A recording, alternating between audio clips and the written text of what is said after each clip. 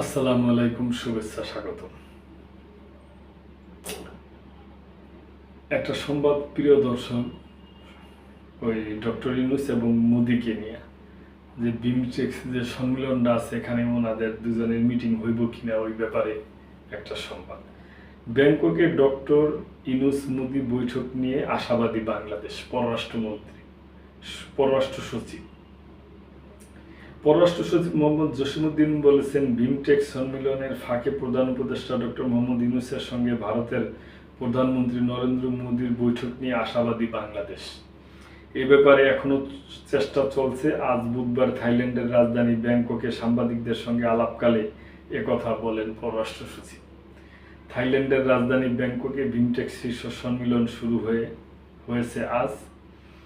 এতে অংশ নিয়েছে বঙ্গোপসাগর অঞ্চলের 7টি দেশগুলো হলো বাংলাদেশ, ভারত, ভুটান, নেপাল, মিয়ানমার, শ্রীলঙ্কা ও থাইল্যান্ড।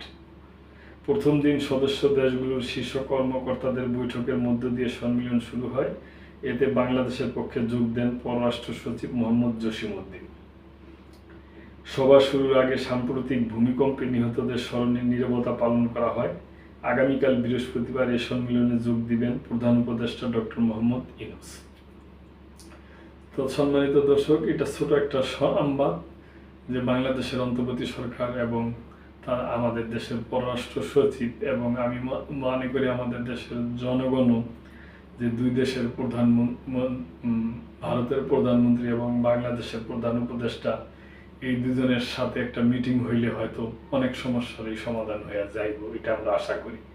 তো আমরা সেই আশাই করি যেন সাইডলাইনে মিটিং হয়। তো দর্শক, আজকে এই পর্যন্তই। ভালো থাকবেন, সাবস্ক্রাইব করে লাইক, কমেন্ট, শেয়ার করে চ্যানেলটির পাশেই থাকবেন। আল্লাহ হাফেজ।